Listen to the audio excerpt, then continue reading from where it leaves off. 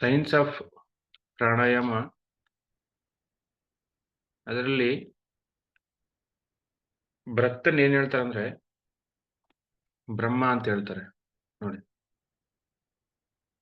ಧ್ಯಾನ ಯೋಗಕ್ಕೆ ಅದಕ್ಕೆ ತುಂಬಾ ಲಿಂಕ್ ಇದೆ. ಅಂದ್ರೆ ಉಸಿರಾಟನ ಬ್ರಹ್ಮ ಅಂತ ಹೇಳ್ತಾರೆ. ಆತ್ಮ ಎಷ್ಟು ಡೈರೆಕ್ಟ್ ಆಗಿ ಲಿಂಕ್ ಕೊಟ್ಟಿದ್ದಾರೆ. ನೀವು ಉಸಿರಾಟ ಗಮನಿಸಿದ್ರೆ ಆತ್ಮ ಜೊತೆ ಒಂದಾಗ್ತೀರಿ ಅಂತ. ಫಸ್ಟ್ ಯೋಗ ಅಂತಂದ್ರೆ ದೊಡ್ಡ ಕಾನ್ಸೆಪ್ಟ್ ಇದು. ಯೋಗ ಅಂದ್ರೇನು? ಒಂದಾಗೋದು ಅಂತ.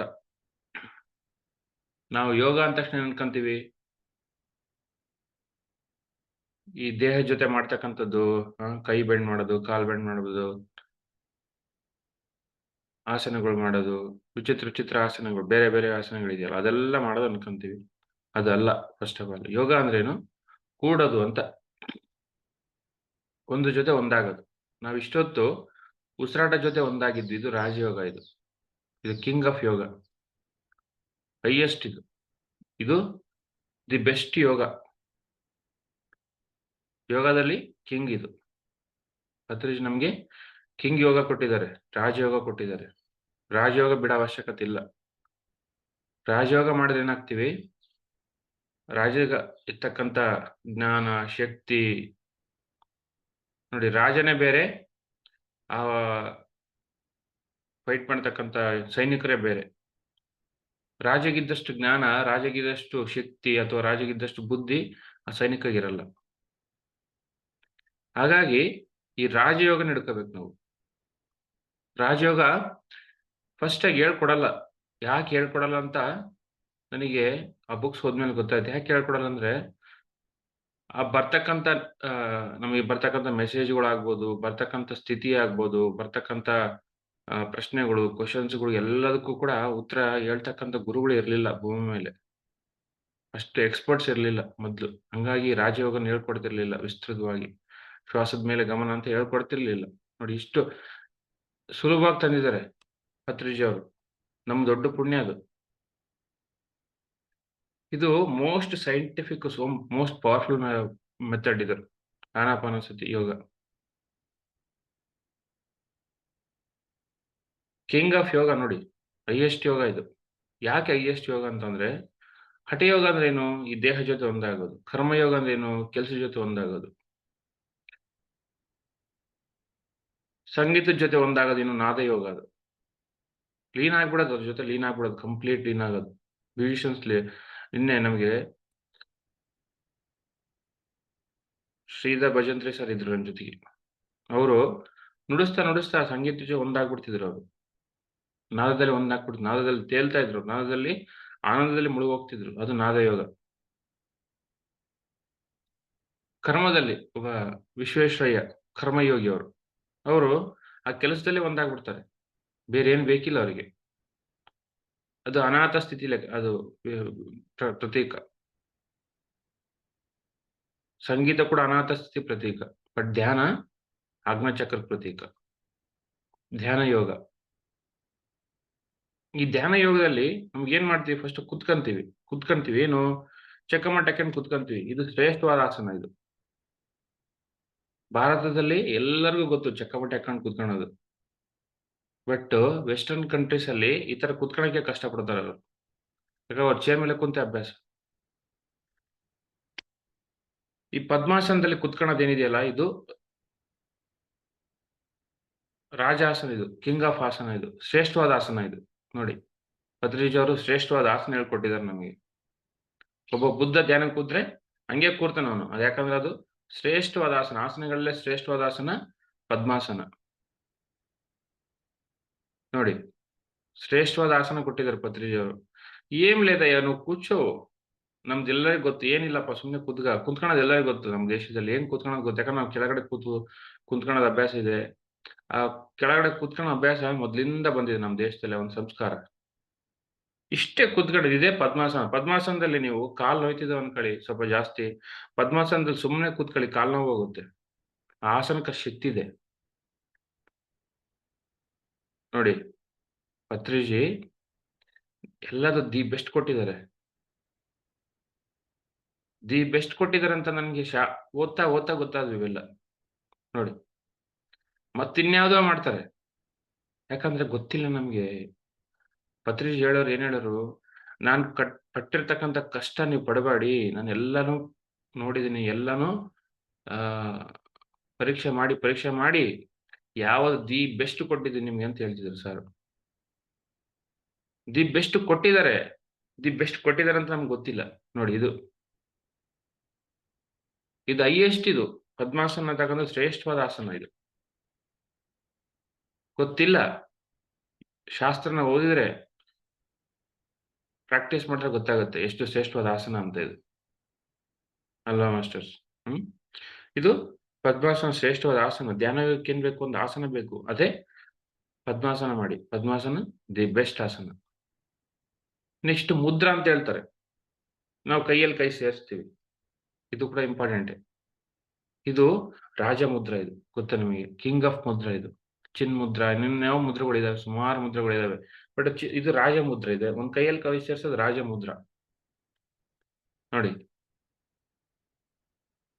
ಇವೆಲ್ಲ ಗೊತ್ತಿರುವಾಗ ಮಾಸ್ಟರ್ಸ್. ಅವಾಗ ಗೊತ್ತಾದಾಗ ಏನಾಗುತ್ತೆ, ನಮ್ಗೆ ಗುರು ಶ್ರೇಷ್ಠತೆ ಗೊತ್ತಾಗುತ್ತೆ. ನಾವು ಮಾಡ್ತಕ್ಕಂಥ ಆ ಧ್ಯಾನ ಪದ್ಧತಿ ಎಂತ ಪದ್ಧತಿ ಅಂತ ಗೊತ್ತಾಗುತ್ತೆ. ಎಂತ ಶ್ರೇಷ್ಠವಾದ ಪದ್ಧತಿ ಅಂತ ಗೊತ್ತಾಗುತ್ತೆ.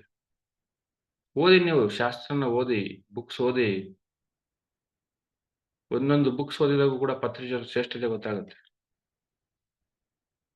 ಹಂಗಾಗಿ ಎಲ್ಲರೂ ಆನಾಪಾನಸತಿ ಧ್ಯಾನಕ್ಕೆ ಬರ್ಬೇಕು. ಯಾಕಂದ್ರೆ ಇದು ರಾಜಯೋಗ. ಇದು ಎಲ್ರು ರಾಜರಾಗ್ಬೇಕಲ್ಲ. ಅಂದ್ರೆ ರಾಜ ಅಂದ್ರೆ ಏನು? ಅವ್ನಿಗೆಲ್ಲ ಗೊತ್ತಿದೆ ಅಂತ. ಅವನು ದೇಶನ ನೋಡ್ಕೊಂತಾನೆ. ಅವನು ದೇಶನ ನೋಡ್ಕೊಂಡು ಎಷ್ಟು ಜ್ಞಾನ ಇರಬೇಕು. ಅಂದ್ರೆ ಈ ಧ್ಯಾನ ಯೋಗ ಕೂಡ ಅಷ್ಟೇ ಶ್ರೇಷ್ಠವಾದದ್ದು. ಏನು? ರಾಜಮುದ್ರಾ, ಕಿಂಗ್ ಆಫ್, ಶ್ರೇಷ್ಠವಾದ ಆಸನ, ರಾಜ ಆಸನ ಏನು? ಪದ್ಮಾಸನ. ನೋಡಿ, ಅದಾದ್ಮೇಲೆ ನೆಕ್ಸ್ಟ್ ಧ್ಯಾನ ಪದ್ಧತಿ ಬಂದ್ರೆ ಏನು? ಧ್ಯಾನ ಪದ್ಧತಿ ಉಸಿರಾಟದ ಮೇಲೆ ಗಮನ. ನೋಡಿ, ಇಷ್ಟು ಸಿಂಪಲ್ ಮೆಥಡ್. ಯಾಕೆ ಉಸಿರಾಟದ ಮೇಲೆ ಗಮನ ಇಡಬೇಕು? ಉಸಿರಾಟದ ಗಮನ ಯಾಕೆ ಕೊಡಬೇಕು? ಉಸಿರಾಟ, ಈ ಉಸಿರಾಟ ಏನಿದೆ, ಎಲ್ಲ ಪ್ರಾಣಾಯಾಮ ಪದ್ಧತಿಗಳು ಏನೇ ಹೋಗಿ ನೀವೆಲ್ಲ ಉಸಿರಾಟಕ್ಕೆ ಹೋಗ್ತಾರೆ. ಯಾಕೆ ಹೋಗ್ತಾರೆ ಉಸಿರಾಟ ಅಂದ್ರೆ, ಉಸಿರಾಟ ಕಂಟ್ರೋಲ್ ಮಾಡಿದ್ರೆ ಈ ದೇಹ ಎಲ್ಲ ಅವಯವಗಳು ಕಂಟ್ರೋಲ್ ಆಗ್ತವೆ. ಉಸಿರಾಟ ಕರೆಕ್ಟ್ ಆಗಿ ಬ್ಯಾಲೆನ್ಸ್ ಆಗಿತ್ತು, ಸರಿಯಾಗಿತ್ತು ಅಂದ್ರೆ ನಮ್ಗೆಲ್ಲ ಗೊತ್ತಲ್ಲ, ಎಷ್ಟೆಷ್ಟು ಕಡಿಮೆ ನಾವು ಒಂದು ನಿಮಿಷಕ್ಕೆ ಉಸಿರಾಡ್ತೀವಿ ಅಷ್ಟು ನಮ್ಮ ಆಯುಷ್ಯ ಜಾಸ್ತಿ ಆಗುತ್ತೆ. ಆಯುಷ್ಯ ಜಾಸ್ತಿ ಆದ ಅಂದ್ರೇನು? ನಮ್ಮ ಲೈಫ್ ಸ್ಪ್ಯಾನ್ ಜಾಸ್ತಿ ಆಗುತ್ತೆ. ನಮ್ಮಲ್ಲಿರ್ತಕ್ಕಂಥ ಆರೋಗ್ಯ ಸುಧಾರಣೆ ಆಗುತ್ತೆ. ನಮ್ಮಲ್ಲಿರ್ತಕ್ಕಂಥ ಎಲ್ಲ ಅಂಗಾಂಗಗಳು ಸರಿಯಾಗಿ ವರ್ಕ್ ಆಗ್ತವೆ ಉಸಿರಾಟ ಸರಿಯಾಗಿದ್ರೆ.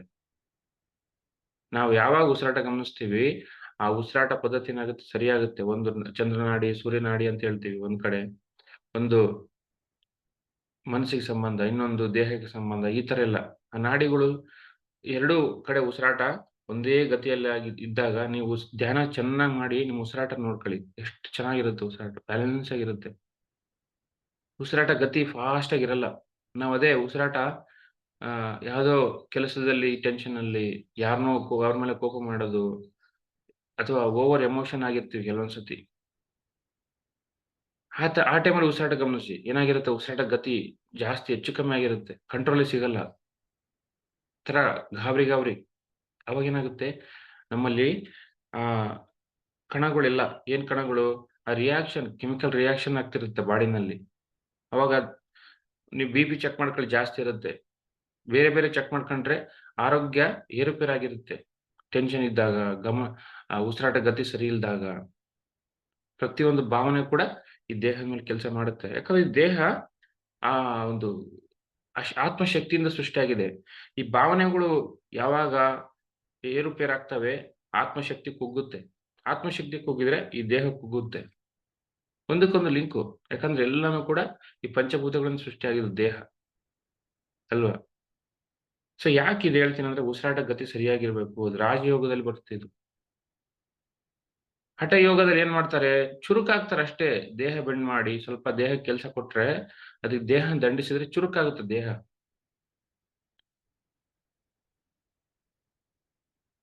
ಗೊತ್ತಿಲ್ದಿರೋರು ಹೇಳ್ತಾರೆ, ದೇಹಕ್ಕೆ ಯೋಗ ಬೇಕು ಸರ್, ಮನಸ್ಸಿಗೆ ಧ್ಯಾನ ಬೇಕಂತಾರೆ. ಅದು ಸರಿಯಲ್ಲ. 3 ಗಂಟೆ ಧ್ಯಾನ ಮಾಡಿದ್ರೆ ಯಾವ ಯೋಗ ಬೇಕಿಲ್ಲ, ಯಾವ ಎಕ್ಸರ್ಸೈಸ್ ಬೇಕಿಲ್ಲ ದೇಹಕ್ಕೆ. 3 ಗಂಟೆ ಧ್ಯಾನ ಮಾಡಿದ್ರೆ ಏನಾಗುತ್ತೆ ದಿನ, ಆ ಸೋಮಾರಿತನ ತನ್ನಷ್ಟಕ್ಕೆ ಹೋಗುತ್ತೆ, ದೂರ ಹೋಗುತ್ತೆ. ಆಹಾರ ತಿನ್ನೋದೇನಾಗುತ್ತೆ ಸಹಜವಾಗಿ ಕಂಟ್ರೋಲಿಗೆ ಸಿಗುತ್ತೆ. ಏನು, ಈ ದೇಹಕ್ಕೆ ಎಷ್ಟು ತಗೋಬೇಕು ಅಷ್ಟೇ ಆಹಾರ ತಗೊಂತೀವಿ. ಎಷ್ಟು ಬೇಕು ಅಷ್ಟೇ ಮಾತಾಡ್ತೀವಿ. ಯಾಕೆ ಈ ವಿಷಯಗಳು ಎಷ್ಟು ಬೇಕು ಅಷ್ಟೇ ಆಗ್ತಾವಂತಂದ್ರೆ, ಎಷ್ಟು ಬೇಕು ಅಷ್ಟೇ ಇದ್ದಾಗ ಏನಾಗುತ್ತೆ, ಮಾತು, ನಮ್ ಚೇಷ್ಟೆಗಳು, ಆಲೋಚನೆಗಳು,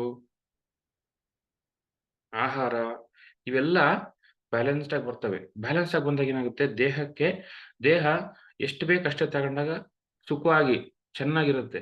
ಒಂದು ಮಗು ಇದೆ, ಆ ಮಗುಗೆ ಎಕ್ಸರ್ಸೈಸ್ ಬೇಕಿಲ್ಲ. ಆ ಮಗು ಏನ್ ಮಾಡುತ್ತೆ, ಒಂದು ಕ್ಷಣ ಕೂಡ ವೇಸ್ಟ್ ಮಾಡಲ್ಲ. ಆಟ ಆಡ್ತಾನೆ ಇರುತ್ತೆ. ನನ್ ಮಗನ್ ನೋಡಿ ಅದೇ ಗಮನಿಸ್ತೀನಿ ನಾನು. ಅವ್ನು ಯಾವಾಗ್ಲೂ ಸುಮ್ನೆ ಕೂರಲ್ಲ. ಯಾಕೆ ಕುತ್ಕೊಳ್ಳಲ್ಲ ಅಂದ್ರೆ ಚುರುಕಾಗಿರ್ತಾನೆ. ನಾವು ಕೂಡ ಯಾಕೆ ಚುರುಕುತನ ಯಾಕೆ ಬರುತ್ತಂದ್ರೆ ಮನಸ್ಸು ಖಾಲಿ ಇರುತ್ತೆ ನೋಡಿ, ಅದು ಇಂಪಾರ್ಟೆಂಟ್. ನಾವು ಧ್ಯಾನ ಮಾಡಿದಾಗ ಏನಾಗುತ್ತೆ, ಮನಸ್ಸು ಖಾಲಿಯಾಗಿ ಚುರುಕಾಗ್ತೀವಿ ನಾವು. ಚುರುಕಾದ ಅಂದ್ರೆ ಏನು, ಆ ಸೋಮಾರಿತನ ಹೋಯ್ತು, ತಾಮಸ ಗುಣ ಹೋಯ್ತು.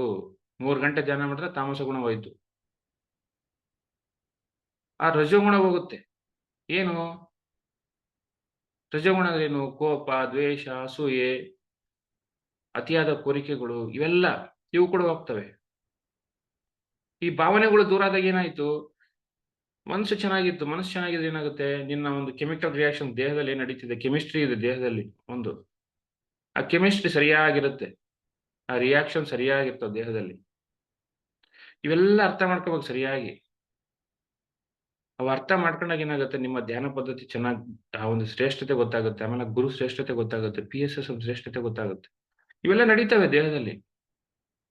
ಯಾಕೆ ಆನಾಪಾನಸತಿ ಧ್ಯಾನ ಪದ್ಧತಿ ಪ್ರಾರಂಭ ಮಾಡಿದಾಗ ಎಲ್ಲ ರೋಗಗಳು ಯಾಕೆ ಹೋಗ್ತವೆ? ಯಾಕಂದ್ರೆ ಕಿಂಗ್ ಆಫ್ ಯೋಗ ಇದು, ರಾಜಯೋಗ ಇದು. ಅಲ್ವಾ ಮಾಸ್ಟರ್ಸ್? ಆಸನ ಗೊತ್ತಾಯ್ತು, ಶ್ರೇಷ್ಠವಾದ ಆಸನ ಪದ್ಮಾಸನ. ಮುದ್ರೆ ಗೊತ್ತಾಯ್ತು, ಶ್ರೇಷ್ಠವಾದ ರಾಜ ಮುದ್ರೆ ಇದು. ಹಿಂಗ್ ಇಟ್ಕೊಂಡು ಕೂತ್ಕೋಬೇಕಂತಾರೆ. ಹಿಂಗ್ ಇಟ್ಕೊಂಡು ಕುಂತ್ರೆ ಎನರ್ಜಿ ಹೋಗುತ್ತೆ. ಇದಕ್ಕಿಂತಲೂ ಶ್ರೇಷ್ಠವಾದ ಮುದ್ರೆ ಇದು ಬೇಕಿಲ್ಲ. ಆ ಯೋಗಿಗಳಿಗೆ ಎಲ್ಲ ಶಕ್ತಿ ಕೊಡಬೇಕಾಗಿತ್ತು. ದೇಹಕ್ಕೆ ಒಂದು 10% ಪ್ರಪಂಚಕ್ಕೆ ಕೊಡೋಣ ಅಂತ.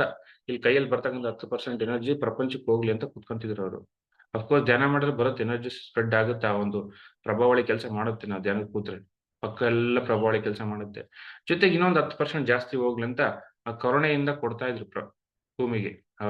ಕುಂತ್ಕೊಂತ ಸ್ಥಳಕ್ಕೆ ಕೊಡ್ತಾ ಇದ್ರು. ಹಂಗಾಗಿ ಆ ಸ್ಥಳದಲ್ಲಿ ಯಾರೋ ಒಬ್ಬ ಯೋಗಿ ಧ್ಯಾನ ಮಾಡಿರ್ತಕ್ಕಂಥ ಸ್ಥಳಕ್ಕೆ ಹೋಗಿ ಅಲ್ಲಿ ಎನರ್ಜಿ ಫೀಲ್ ಆಗ್ತೀವಿ ನಾವು. ಇದೆಲ್ಲ ಸೈನ್ಸ್ ಇದೆ ಹಿಂದೆ. ಬಟ್ ಯಾರು ತಿಳ್ಕೊಂಡಿಲ್ಲ, ಅದೇ ಸಮಸ್ಯೆ.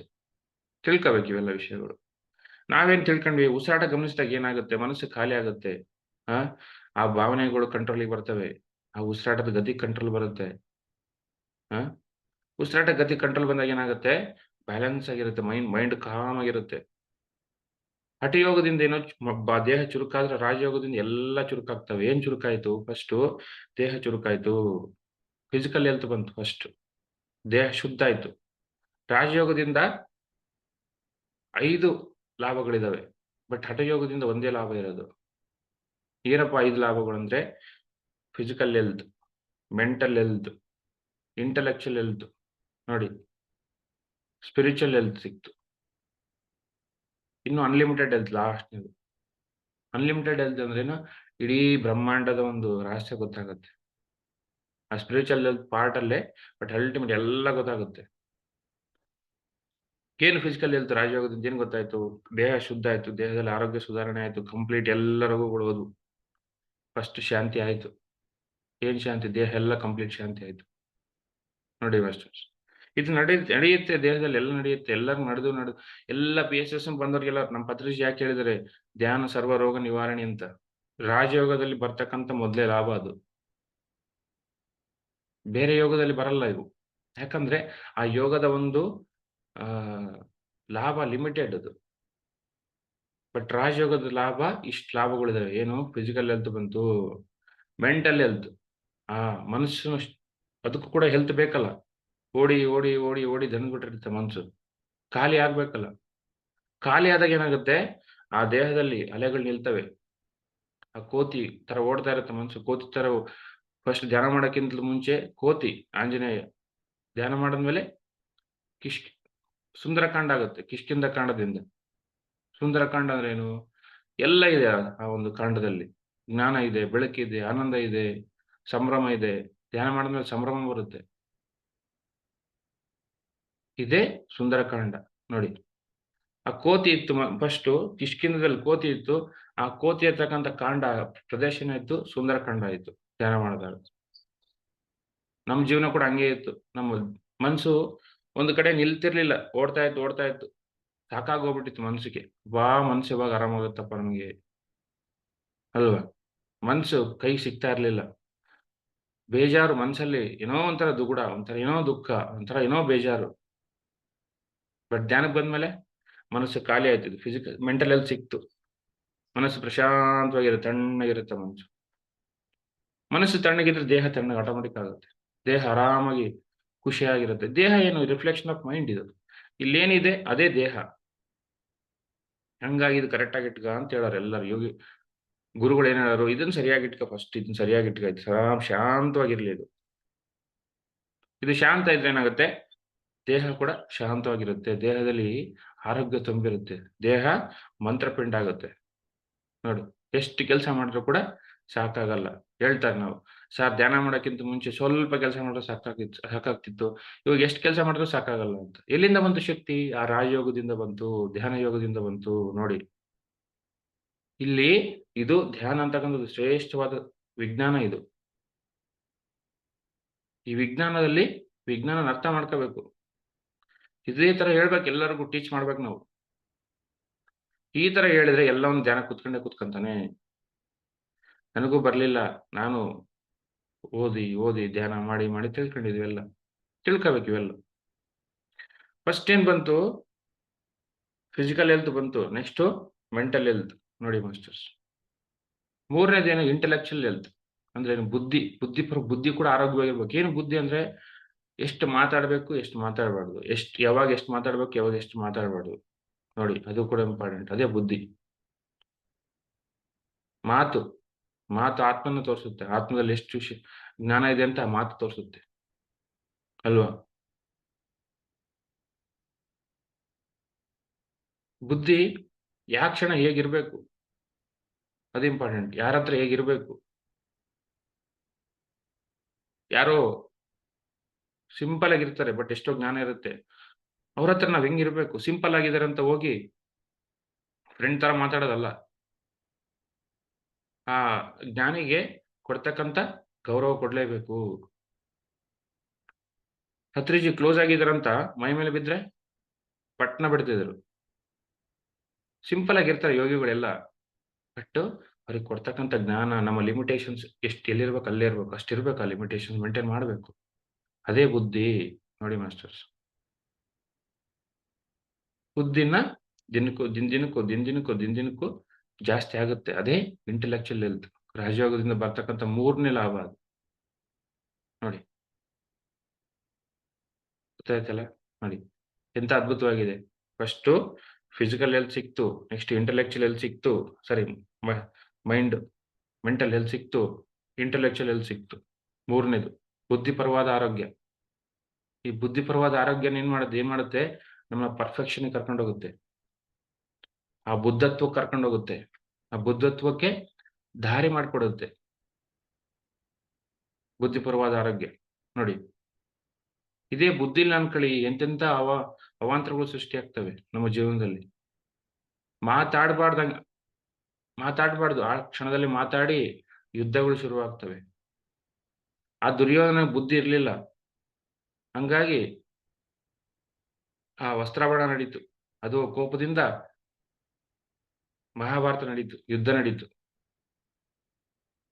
ಅದೇ ಅವನಿಗೆ ಬುದ್ಧಿ ಇದ್ರೆ, ಆ ಸ್ತ್ರೀನ ಹೆಂಗ್ ಗೌರವಿಸ್ಬೇಕು, ಸ್ತ್ರೀ ಹತ್ರ ಹೆಂಗ್ ನಡ್ಕೋಬೇಕಂತ ದುರ್ಯೋಧನ ಬುದ್ಧಿ ಇದ್ರೆ ಮಹಾಭಾರತ ಆಗ್ತಿರ್ಲಿಲ್ಲ. ಕೌರವರು ಸತ್ತೋಗ್ತಿರ್ಲಿಲ್ಲ, 1000 ಜನ ಸತ್ತೋಗ್ತಿರ್ಲಿಲ್ಲ. ಭೂಮಿ ಮೇಲೆ ಬುದ್ಧಿ ಇಲ್ಲ. ಬುದ್ಧಿ ಇಲ್ದಕ್ಕೆ ಈ ಯುದ್ಧಗಳು ನಡೀತಿದ್ದಾವೆ. ಧ್ಯಾನ ಮಾಡಿದ್ರೆ ಏನ್ ಬರುತ್ತೆ? ಬುದ್ಧಿ ಬರುತ್ತೆ. ನೋಡಿ ಮಾಸ್ಟರ್ಸ್, ಯಾರನ್ನು ನಾವು ದ್ವೇಷ ಮಾಡಲ್ಲ. ದ್ವೇಷ ಮಾಡೋರ್ನ ಬಂದು ಕರ್ಕಂತೀವಿ, ನಾವು ಹತ್ರ ಕರ್ಕಂತೀವಿ. ನಮ್ಮ ಒಂದು ಶಕ್ತಿಯಿಂದ, ನಮ್ಮ ಒಂದು ಕರುಣೆಯಿಂದ ಆ ಯಾರು ನಮ್ಮ ದ್ವೇಷ ಮಾಡ್ತಾರೆ, ಆ ದ್ವೇಷ ಬಿಟ್ಬಿಡ್ತಾರೆ. ನೋಡಿ, ಇದು ಬುದ್ಧಿ. ಯಾಕಂದ್ರೆ ಯಾರು ಬೇರೆ ಅಲ್ಲ. ಅಜ್ಞಾನಿಗೆ ಎಲ್ಲ ಬೇರೆ ಬೇರೆ ಕಾಣ್ತಾರೆ, ಜ್ಞಾನಿಗೆ ಎಲ್ಲರೂ ಭಗವಂತನ ತರ ಕಾಣ್ತಾರೆ. ಇದು ಬುದ್ಧಿ ಅಲ್ವಾ? ರಾಜಯೋಗದ 3ನೇ ಲಾಭ ಇದು. ಏನು? Intellectual health. ಎಲ್ಲಿದೆ? ನನಗೆಲ್ಲಿ ಬೇರೆ ಕಾಣೋದೇ ಇಲ್ಲ. ಯಾಕಂದ್ರೆ ಎಲ್ಲರೂ ಎಲ್ಲ ಒಂದೇ ಒಂದೇ ಒಂದೇ ಆತ್ಮ ಎಲ್ಲ ಕಡೆ ಇದೆ ಅಷ್ಟೇ. ಒಂದೇ ಭಗವಂತ ಎಲ್ಲ ಕಡೆ ಇದ್ದಾನೆ. ನಟರಾಜ್ ಸರ್ ಭಗವಂತ ಇದ್ದಾನೆ. ಇಲ್ಲಿ ಇರೋರು ಎಲ್ಲ ಭಗವಂತರೇ ಇಲ್ಲಿ. ನನಗೇನು ಬೇರೆ ಕಾಣಿಸಲ್ಲ. ಎಲ್ಲಿದೆ? ಡಿಯಾಲಿಟಿ ಇಲ್ಲ. ಎಲ್ಲ ಕಡೆ ಒನ್ನೆಸ್ಸೇ ಇರೋದು. ಇದೇ ಬುದ್ಧಿ. Hello masters. ನೋಡಿ. ಯಾಕೆ ಅಂದ್ರೆ ಮಾಡ್ತಕ್ಕಂಥ ಪದ್ಧತಿ ಆ ಒಂದು ಯೋಗ ಲಿಮಿಟ್ ಆಗಿದೆ. ಯೋಗ ಯಾವಾಗ್ಲೂ ರಾಜಯೋಗ ಇದ್ದಾಗ ರಾಜಗೆ ಏನ್ ಬರ್ಬೇಕಂತ ಬುದ್ಧಿ ಅಂತ ಜ್ಞಾನ ಬಂದೇ ಬರುತ್ತೆ ನಮ್ಗೆ. ತಿಳ್ಕೊಳ್ಳಿ ಮಾಸ್ಟರ್ಸ್. ನಮ್ಮ ಗುರುಗಳ ಶ್ರೇಷ್ಠತೆ ಅದು. ಪತ್ರಿಜಿಯವರ ಶ್ರೇಷ್ಠತೆ ಅದು. ಅಂತ ಒಂದು ಧ್ಯಾನ ಪದ್ಧತಿ ಕೊಟ್ಟಿದ್ದಾರೆ ನಮ್ಗೆ. ಆನಾಪಾನಸತಿ. ಓಶೋನ ಹೇಳ್ತಾನೆ ಶ್ರೇಷ್ಠವಾದ ಪದ್ಧತಿ ಅಂತ ಹೇಳ್ತಾನೆ. ಓಶೋ ಸ್ಪೀಚ್ ಕೇಳಿ. ನಾವೊಂದು ಹೇಳ್ತೀನಿ ನಿಮಗೆ. ಡೈಮಂಡ್ ಸೂತ್ರ ಅಂತ ಸಿಗ್ತವೆ ನೀವು ಯೂಟ್ಯೂಬ್ ಅಲ್ಲಿ ಕೇಳಿ. ಆ ಟೈಮಲ್ಲಿ ಓಶೋ ಬಾಡಿನಲ್ಲಿ ಬುದ್ಧ ಇದ್ದ. ಅಲ್ಲಿ ಹೇಳ್ತಾನೆ ಆನಾಪಾನಸತಿ ಶ್ರೇಷ್ಠತೆ. ಓಶೋ. ಓಶೋ ಯಾರಲ್ಲ, ಬುದ್ಧನ ಶಿಷ್ಯ. ಬುದ್ಧನ್ಗಿಂತಲೂ ಹೈಯೆಸ್ಟ್ ಮೆಥಡ್, ಹೈಯೆಸ್ಟ್ ಧ್ಯಾನ ಪದ್ಧತಿ ಯಾರು ಕೊಟ್ಟಿಲ್ಲ ಭೂಮಿ ಮೇಲೆ. ಹಂಗಾಗಿ ಬುದ್ಧಗೆ ಎಲ್ಲರೂ ಶರಣಾಗ್ಬೇಕು. ಧ್ಯಾನಕ್ಕೆ ಶರಣಾಗ್ತಾರೆ. ಆ ಭಗವಾನ್ ಶ್ರೀಕೃಷ್ಣಗೆ ಆ ಧರ್ಮಕ್ಕೆ ಶರಣಾದ್ರೆ ಬುದ್ಧಕ್ಕೆ ಆ ಒಂದು ಒಂದು ಜ್ಞಾನಕ್ಕೆ ಶರಣಾಗ್ಬೇಕು ಎಲ್ಲರೂ. ಯಾಕಂದ್ರೆ ಅಂತ ಶ್ರೇಷ್ಠವಾದ ಧ್ಯಾನ ಪದ್ಧತಿ ಈ ಭೂಮಿಗೆ ಕೊಟ್ಟಿದ್ದಾನೆ ಬುದ್ಧ. ಗೊತ್ತಾಯ್ತಾ ಮಾಸ್ಟರ್ಸ್? ನೋಡಿ, ಇಂಟೆಲೆಕ್ಚುಯಲ್ ಹೆಲ್ತ್. ನೆಕ್ಸ್ಟ್ ಏನು? ಆ ಸ್ಪಿರಿಚುವಲ್ ಹೆಲ್ತ್. ಏನು ಸ್ಪಿರಿಚುವಲ್ ಹೆಲ್ತ್ ಅಂದ್ರೆ? ನಾನು ಯಾರು? ರಮಣ ಮಹರ್ಷಿ ಹತ್ರ ಹೋದ್ರೆ ನೀನ್ ಯಾರು ಅಂತ ಕೇಳ್ತೀರಿ ಫಸ್ಟ್. ನಾನು ಚನ್ನಬಸವ ಅಂದ್ರೆ ರಮಣ ಮಹರ್ಷಿ ನಗೋರು. ನಾನು ಚನ್ನಬಸವ, ನಮ್ಮ ತಂದೆ ವೀರೇಶಪ್ಪ ಅಂದ್ರೆ ನಗೋರು. ನೀನ್ ಯಾರು? ಫಸ್ಟ್ ನೀನ್ ಯಾರು? ನೀನ್ ಯಾರು ಅಂತ ತಿಳ್ಕೊಳ ತನಕ ಸುಮ್ನೆ ಮೌನವಾಗಿ ಕೂತ್ಕ ಅಂತ ಹೇಳೋ ರಮಣ ಮಹರ್ಷಿ. ಕೂತ್ಕ, ಸುಮ್ನೆ ಕೂತ್ಕ. ಇದು ತಿಳ್ಕಣಕ್ಕೆ ಜನ್ಮ ಜನ್ಮ ಕಳೀತವೆ. ಯಾಕೆ ಅಂದ್ರೆ ನಾನ್ ಯಾರು ಅನ್ನೋದೇ ಮರ್ತು ಬಿಟ್ಟಿರ್ತೀವಿ ಬಂದಾಗ. ಪ್ರತಿ ಮೇಲಿನ ಲೋಕದಿಂದ ಬರ್ತೀವಿ. ಬಂದಾಗ ಎಲ್ಲ ಗೊತ್ತಿರುತ್ತೆ. ಒಂದು 5 ವರ್ಷ ತನಕ ನಾನು ಮೇಲಿನ ಲೋಕದವನು ಅಂತ ಗೊತ್ತಿರುತ್ತೆ. ನಾನು ಆತ್ಮ ಅಂತ ಗೊತ್ತಿರುತ್ತೆ. ನಾನು ಇಲ್ಲಿ ಸುಮ್ನೆ ಡ್ರಾಮಾ ಮಾಡಕ್ ಬಂದಿದ್ದೀನಿ, ನಾಟಕ ಮಾಡಕ್ ಬಂದಿದ್ದೀನಿ. ಇಲ್ಲಿ ನಾಟಕ ಮಾಡ್ತಾ ಇದ್ದೀನಿ ಈ ದೇಹದಲ್ಲಿದ್ದು. I am spiritual being getting physical experiences. ನಾನು ಒಂದು ಭಗವಂತ. ನಾನೊಬ್ಬ ಆಧ್ಯಾತ್ಮಿಕ ಪರ್ಸನ್. ನಾನೇನ್ ಮಾಡ್ತಿದ್ದೀನಿ? ಈ ಫಿಸಿಕಲ್ ಲೈಫ್ ಅಲ್ಲಿ ಇದ್ದು ಆ ಒಂದು ಫಿಸಿಕಲ್ ಎಕ್ಸ್ಪೀರಿಯನ್ಸ್ ತಗೊಂತಿದ್ದೀನಿ. ಆ ಪ್ರಾಪಂಚಿಕ ಎಕ್ಸ್ಪೀರಿಯನ್ಸ್ಗಳು ತಗೊಂತಿದ್ದೀನಿ. ಅಷ್ಟೇ ಇರೋದು. ಬೇರೆ ಏನಿಲ್ಲ, ಹೆಚ್ಚಿಗೆ ಏನಿಲ್ಲ ಇಲ್ಲಿ. ಇದು ನಾನು ಯಾರು ಅಂತ ಹೇಳ್ಕೊಡುತ್ತೆ. ನಾನು ಯಾರು? ನಾನು ಆತ್ಮ. ನಾನು ಆತ್ಮ ಪದಾರ್ಥ. ಆತ್ಮೆ ಪರಬ್ರಹ್ಮ. ನೋಡಿ ಮಾಸ್ಟರ್, ಇದು ಸ್ಪಿರಿಚುವಲ್ ಹೆಲ್ತ್. ರಾಜಯೋಗದಲ್ಲಿ ಬರ್ತಕ್ಕಂಥ 4ನೇ ಲಾಭ ಇದು. Spiritual health. ನಾನು ಯಾರು? ನಾನು ಆತ್ಮ ಪದಾರ್ಥ. ನೋಡಿ, ಇದು ಫಸ್ಟ್ ರಿಯಲೈಸೇಷನ್. ನನ್ನ ಆತ್ಮ ಅಂತ ಗೊತ್ತಾಯ್ತು. ಮುಗಿದು, ಏನು ದುಃಖ ಇಲ್ಲ. ನನ್ನ ಆತ್ಮ, ನನಗೆ ಸಾವಿಲ್ಲ. ನಾನಿಲ್ಲಿ ಡ್ರಾಮಾ ಮಾಡಕ್ ಬಂದಿದ್ದೀನಿ. ನಾನು ನಟನೆ ಮಾಡ್ತಿದ್ದೀನಿ. ಇಲ್ಲಿ ಕೂತು ಈ ಲ್ಯಾಪ್ಟಾಪ್ ಅಲ್ಲಿ ಏನ್ ನೋಡ್ತಿದ್ದೀನಿ, ಈ ದೇಹನ ನೋಡ್ತೀನಿ, ಅದು ಆ ದೇಹದಲ್ಲಿ ನಾನು ಇದ್ದೀನಿ. ಈ ಫೇಸ್ ಅನ್ನು ಕಾಣ್ತಿದ್ದೆ, ಅದು ನಾನಲ್ಲ. ನೋಡಿ ಮಾಸ್ಟರ್ಸ್, ಇದು ಸ್ಪಿರಿಚುವಲ್ ಹೆಲ್ತ್ ಇದು, ಅಲ್ವಾ? ಇದು ಗೊತ್ತಿಲ್ಲ. ಇದು ಗೊತ್ತಿಲ್ಲದೆ ಎಲ್ಲರೂ ಒದ್ದಾಡ್ತಿದ್ದಾರೆ ಭೂಮಿ ಮೇಲೆ. ಈ ಜ್ಞಾನ ಇಲ್ಲ ಯಾರಿಗೂ, ಅಲ್ವಾ? ಎಂತ ಅದ್ಭುತವಾದ ಒಂದು ವಿಷಯ. ಯಾಕೆ ತಿಳ್ಕೊಂತಿಲ್ಲ ಅಂತಂದ್ರೆ ಆ ರಾಜಯೋಗಕ್ಕೆ ಬಂದಿದ್ದಿಲ್ಲ ಎಲ್ಲರೂ. ರಾಜಯೋಗದ ಲಾಭ ಇದು 4ನೇ ಲಾಭ. ಹಠಯೋಗದಲ್ಲಿದ್ರೆ ಹಠಯೋಗದಲ್ಲಿ ಎಷ್ಟು ಬರ್ತಾವ ಅಷ್ಟೇ ಲಾಭಗಳು. ರಾಜಯೋಗದಲ್ಲಿದ್ರೆ ರಾಜಯೋಗದಲ್ಲಿ ಏನ್ ಬರ್ತಾವಲ್ಲ ಆ ಲಾಭಗಳು, ಅಲ್ವಾ? ಯಾವದನ್ನ ಮಾಡಿದ್ರೆ ಏನ್ ಸಿಗ್ಬೇಕು ಅದೇ ಸಿಗುತ್ತೆ. ಪತ್ರಿಸಾರ್ ಹೇಳೋರು, నువ్వు చేస్తే వచ్చేది వస్తుందయ్యా పో అన్నారు. ಮಾಡಿದ್ರೆ ಬರೋದ್ ಬಂದೇ ಬರುತ್ತೆ. ಅದ್ರ ಬಗ್ಗೆ ಯಾಕೆ ಆಲೋಚನೆ ನಿನಗೆ? ಕರ್ಮ ಮಾಡಿದ್ರೆ ಕರ್ಮಕ್ಕೆ ತಕ್ಕಂತ ಪ್ರತಿಫಲ ಸಹಜವಾಗೇ ಬರುತ್ತದು. ಅದ್ರ ಬಗ್ಗೆ ಆಶಿಸ್ಬೇಕಾಗಿಲ್ಲ. ಅದು ವಿಜ್ಞಾನದ ರಿಸಲ್ಟ್ ಅದು. ನಾವು ಕರ್ಮ ಮಾಡಿದ್ವಿ. ಏನ್ ಕರ್ಮ? ಧ್ಯಾನ ಒಂದು ಯೋಗದಲ್ಲಿ ಇದ್ವಿ. ರಾಜಯೋಗದಲ್ಲಿದ್ವಿ. ರಾಜ ಇದ್ದಾಗ ಏನಾಗುತ್ತೆ, ಬರ್ತಕ್ಕಂಥ ಲಾಭಗಳು ಸುಮ್ನೆ ಒಂದೊಂದೊಂದ್ ಬರ್ತಾ ಇರ್ತವೆ. ಒಂದು ಫಿಸಿಕಲ್ ಹೆಲ್ತ್ ಬಂತು, ನೆಕ್ಸ್ಟು ಮೆಂಟಲ್ ಹೆಲ್ತ್ ಬಂತು, 3ನೇದು ಇಂಟೆಲೆಕ್ಚುಯಲ್ ಹೆಲ್ತ್ ಬಂತು, 4ನೇದು ಸ್ಪಿರಿಚುವಲ್ ಹೆಲ್ತ್ ಬಂತು. ನಾನ್ ಯಾರಂತ ಗೊತ್ತಾಯ್ತು. ನಾನು ಯಾಕೆ ಜನ್ಮ ತಗೊಂಡಿದ್ದೀನಿ? ನಾನು ಈ ಫ್ಯಾಮಿಲಿಲಿ ಯಾಕೆ ಹುಟ್ಟಿದ್ದೀನಿ? ಈ ಜನ್ಮದ ಶ್ರೇಷ್ಠತೆ ಏನು? ಪರ್ಪಸ್ ಆಫ್ ಲೈಫ್ ಏನು? ಈ PSSMಗೆ ಯಾಕೆ ಬಂದೆ? ಪತ್ರಿಜಿ ಹತ್ರ ಯಾಕೆ ಬಂದೆ? ಆ? ಈ ಮೈಸೂರಿಗೆ ಯಾಕೆ ಬಂದೆ? ನಂದು ಸಿರುಗುಪ್ಪ ಎಲ್ಲೋ. ಇಲ್ಲಿಂದ ಒಂದು 500 ಕಿಲೋಮೀಟರ್. ಇಲ್ಲಿಗೆ ಯಾಕೆ ಬಂದೆ? ನೋಡಿ, ಇದೇ ಸ್ಪಿರಿಚುವಲ್ ಹೆಲ್ತ್. ರತ್ನಮ್ಮ ಮೇಡಮ್ ನಮ್ಮ ಹತ್ರ ಯಾಕೆ ಬಂದ್ರು? ಬೇರೆ ಕಡೆ ಹೋಗ್ಬೋದಿತ್ತಲ್ಲ. ಸ್ಪಿರಿಚುವಲ್ ಹೆಲ್ತ್ ಗೊತ್ತಾಗುತ್ತೆ. ಅವ್ರಿಗೂ ನಮಗೆಲ್ಲ ಲಿಂಕ್ ಇದೆ. ಯಾವ ಗುಡಿಗೆ ಯಾವ ಅಕ್ಕಿ ಬರ್ಬೇಕು ಆ ಅಕ್ಕಿನೇ ಬರೋದು. ಬೇರೆ ಗುಡಿಗೆ ಹೋಗಕ್ ಸಾಧ್ಯ ಇಲ್ಲ. ಅಲ್ವಾ? ನೋಡಿ ಮಾಸ್ಟರ್ಸ್, ಸ್ಪಿರಿಚುವಲ್ ಹೆಲ್ತ್ ಇದು. ಎಲ್ಲ ಗೊತ್ತಾಗುತ್ತೆ ರಾಜಯೋಗದಿಂದ. ಇವೆಲ್ಲ ಗೊತ್ತಾಗುತ್ತೆ. ಎಷ್ಟು ಜನ್ಮ ತಗೊಂಡಿದ್ದೀನಿ ನಾನು. ಎಷ್ಟು ಜನ್ಮದಿಂದ ಈ ಧ್ಯಾನನ ಪ್ರಾಕ್ಟೀಸ್ ಮಾಡ್ತಿದ್ದೀನಿ. ಕಮಲಾ ಮೇಡಮ್ ಹೋದ್ ಜನ್ಮ ಕವಿ ಅವರು. ಹಂಗಾಗಿ ಅವ್ರು ಮಾತಾಡಿದ್ರೇನೆ ಕವಿ ತರ ಇರುತ್ತೆ. ಕವಿ ತರ ಮಾತಾಡ್ದಂಗೆ ಇರುತ್ತೆ. ನೋಡಿ ಮಾಸ್ಟರ್ಸ್, ಸ್ಪಿರಿಚುವಲ್ ಹೆಲ್ತ್ ಇದು. ಯಾಕೆ ಬಂತು ಈ ಜ್ಞಾನ? ಎಲ್ಲಿಂದ ಬಂತು? ಈ ಜ್ಞಾನದ ಯಾವಾಗ್ಲೂ ಇಂದಿನ ಸಂಸ್ಕಾರ ಬೇಕು. ಯಾವುದೇ ವಿಷಯ ತಿಳಿಬೇಕಂದ್ರೆ ಆ ಸಂಸ್ಕಾರ ಎಲ್ಲಿಂದ ಬಂತು ಅಂದ್ರೆ ಜನ್ಮದಿಂದ ಬರ್ತಾ ಇರ್ತದೆ ಸಂಸ್ಕಾರ. ನೋಡಿ, ಇದು ಇರೋದು ವಿಷಯ. ಸುಮ್ನೆ ಬರಲ್ಲ ಸಂಸ್ಕಾರ. ಯಾವಾಗ ನಾವು ರಾಜಯೋಗನ ಸರಿಯಾಗಿ ಪ್ರಾಕ್ಟೀಸ್ ಮಾಡ್ತೀವಿ, ಇವೆಲ್ಲ ವಿಷಯಗಳೆಲ್ಲ ಗೊತ್ತಾಗ್ತವೆ. ಅವಾಗ ಏನಾಗುತ್ತೆ, ನಮಗೆ ಈ ಲೈಫ್ ಮೇಲೆ ಇನ್ನೂ ಪ್ರೀತಿ ಬರುತ್ತೆ. ಅಪ್ಪ, ಲೈಫ್ ಅದ್ಭುತವಾಗಿದೆ ನಿಮ್ದು. ಏನು ಕಷ್ಟಗಳಿದ್ರು ಓಕೆ, ಚೆನ್ನಾಗಿದೆ ಲೈಫು. ಕಷ್ಟಗಳಲ್ಲ ಅವು, ನಮ್ ಲರ್ನಿಂಗು. ನಾನು ಈ ದೇಹದಲ್ಲಿದ್ದು ಆ ಈ ಚನ್ನಬಸವ ಅಂತಕ್ಕಂಥ ದೇಹದಲ್ಲಿದ್ದು ಕಲಿತಾ ಇದ್ದೀನಿ ಎಲ್ಲ ವಿಷಯಗಳನ್ನ. ಕಷ್ಟಗಳಿಲ್ಲ, ನೋವಿಲ್ಲ, ಕಷ್ಟ ಇಲ್ಲ, ನಷ್ಟ ಇಲ್ಲ. ಕಲಿಯೋದೊಂದೇ ಇರೋದು ಅಷ್ಟೇ. ನನ್ನ ದೇಹ ಅಲ್ಲ ನಾನು, ಯಾಕೆ ಅವೆಲ್ಲ ವಿಷಯಗಳು? ನಾನು ಆತ್ಮ ಪದಾರ್ಥ.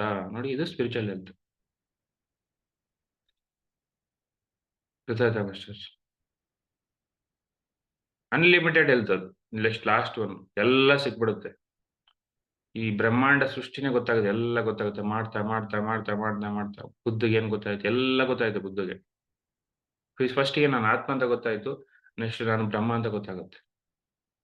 ಸಹಸ್ರಾರ ಸ್ಥಿತಿ, ಚಕ್ರಾತೀತ ಸ್ಥಿತಿ ಅದು. ಎಲ್ಲ ಗೊತ್ತಾಯ್ತು. ಎಲ್ಲ ಗೊತ್ತಾದ್ಮೇಲೆ ಏನ್ ಮಾಡ್ತೀವಿ? ಸೇವೆ ಮಾಡ್ತೀವಿ. ನೋಡಿ ಮಾಸ್ಟರ್ಸ್, ಟೀಚರು ಆಗ್ತೀವಿ ನಾವು. ಟೀಚರ್ ಆದ್ರೆ ಸ್ಟೂಡೆಂಟ್ ಆಗಕ್ ಸಾಧ್ಯ ಇಲ್ಲ. ಧ್ಯಾನ ಕುತ್ಕೊಳಕ್ ಆಗಲ್ಲ. ಸ್ಟೂಡೆಂಟ್ ಕೆಲಸ ಮುಗೀತು. ಟೀಚರ್ ಆದ್ಮೇಲೆ ಅವ್ನು ಟೀಚೇ ಮಾಡ್ಬೇಕು. ಎಲ್ಲ ವಿಷಯ ಗೊತ್ತಾಗಿದೆ ಅವನಿಗೆ. ಮತ್ತೆ ಇನ್ನೇನು ಕುತ್ಕೊಳ್ಳೋದು ಧ್ಯಾನಕ್ಕೆ ಅವನು? ಅವಾಗವಾಗ ಕುತ್ಕೊಂತಾನೆ. ಏನೋ ಫಿಸಿಕಲ್ ಬಾಡಿಗೆ ಎನರ್ಜೀಸ್ ಬೇಕು. ಸುಮ್ನೆ ಮೌನವಾಗಿ ಕುತ್ಕೊಳ್ಳೋಣ ಸುಮ್ನೆ ಅಂತ ಅವಾಗವಾಗ. ಬಟ್ ಮೇನ್ ಪರ್ಪಸ್ ಏನು? ಟೀಚ್ ಮಾಡೋದು ಅಲ್ವಾ? ಮೇನ್ ಪರ್ಪಸ್ ಏನು? ಆ ಒಂದು ತಿಳ್ಕೊಂತಕ್ಕಂಥ ಜ್ಞಾನನ ಎಲ್ಲರಿಗೂ ಹೇಳೋದು. ಅದೇ ಹೈಯೆಸ್ಟ್ ಜನ್ಮ, ಕೊನೆಯ ಜನ್ಮದು. ಚಕ್ರಾತೀತ ಅಂದ್ರೆ ಏನು? ಜನ್ಮಾತೀತ ಅದು. ಮುಗೀತು ಅಲ್ಲಿ. ಇನ್ನೇ ನೆಕ್ಸ್ಟ್ ಮತ್ತೆ ಜನ್ಮಗಳಿಲ್ಲ. ಒಬ್ಬ ಬುದ್ಧ, ಒಬ್ಬ ಶ್ರೀಕೃಷ್ಣ ಪರಮಾತ್ಮ, ಒಬ್ಬ ಬಸವೇಶ್ವರ, ಒಬ್ಬ ಪತ್ರಿಜಿ, ನೋಡಿ ಒಬ್ಬ ರಮಣ ಮಹರ್ಷಿ. ಆ ಸ್ಥಿತಿಗೆ ಹೋಗ್ತೀವಿ. ಇನ್ನೇನಿಲ್ಲ ತಿಳ್ಕೊಳ್ಳೋದು. ಎಲ್ಲ ಸಮಾಧಾನ ಸಿಕ್ಬಿಡ್ತು. ನಿರ್ವಿಕಲ್ಪ ಸಮಾಧಿ. ಎಲ್ಲ ಸಮಾಧಾನ ಸಿಕ್ತು. ಕೊನೆಗೇನು? ಆರಾಮಾಗಿ ಹೇಳ್ಕೊಡೋದ್ರಲ್ಲಿ ಆನಂದ. ಧ್ಯಾನ ಮಾಡೋದ್ರಲ್ಲೆಲ್ಲ ಸಮಾಧಾನ. ಹೇಳ್ಕೊಡೋದ್ರಲ್ಲಿ ಸಮಾಧಾನ. ನೋಡಿ ಮಾಸ್ಟರ್ಸ್, ರಾಜಯೋಗದ ಒಂದು ಲಾಭಗಳಿಷ್ಟಿದಾವೆ. ಇವೆಲ್ಲ ನಡೀತಾ ಇರ್ತವೆ. ಇವೆಲ್ಲ ಒಂದೊಂದು ನಮಗೆ ಸಿದ್ಧಿಗಳು ಬರ್ತಾ ಇರ್ತವೆ. 5 ಲಾಭಗಳು ನೋಡಿ. ರಾಜಯೋಗನ ಮಾಡಿ ಅಂದ್ರೆ ಹೋಗಿ ಸೈನಿಕನ ಯೋಗ ಮಾಡ್ತಾರೆ. ಏನ್ ಮಾಡ್ತೀರಿ? ಗೊತ್ತಾಯ್ತಾ? ಕಿಂಗ್ ಆಫ್ ಯೋಗ ಇದು. ಎಷ್ಟು ಶಾಸ್ತ್ರ ಓದಿದ್ರೇನು, ಎಷ್ಟು ಬುಕ್ಸ್ ಓದಿದ್ರೇನು, ಎಲ್ಲ ಸಿಗದ್ ಕೊನೆಗೇನು ಗೊತ್ತಾಗದೇನು? ಆನಾಪಾನ ಸ್ಥಿತಿನೇ ಶ್ರೇಷ್ಠವಾದದ್ದು. ತಿಳ್ಕೊಳ್ಳಿ ಮಾಸ್ಟರ್ಸ್. ಹಂಗಾಗಿ ಪತ್ರಿಜಿ ಅವರು ನಮಗೆ ಈ ಪದ್ಧತಿ ಕೊಟ್ಟಿದ್ದಾರೆ. ನಾನು ಯಾಕೆ ಹೇಳೋದು? ಬೇರೆದೇನ್ ಬೇಕಿಲ್ಲ. ಆರಾಮಾಗಿರಿ. ನಾವು ಅಂತಿಂತ ಜಾಗದಲ್ಲಿಲ್ಲ. ಅಂತಿಂತ ಧ್ಯಾನ ಪದ್ಧತಿ ಮಾಡ್ತಿಲ್ಲ. ಹ್ಮ್ ಸಣ್ಣ ವಿಷಯ ಅಲ್ಲ ಇದು.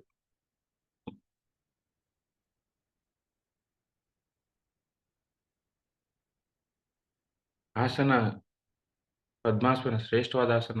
ಮುದ್ರೆ, ರಾಜ ಮುದ್ರೆ, ರಾಜ ಆಸನ, ರಾಜ ಮುದ್ರೆ, ರಾಜಯೋಗ. ನೋಡಿ, ಎಲ್ಲ ಕಿಂಗ್.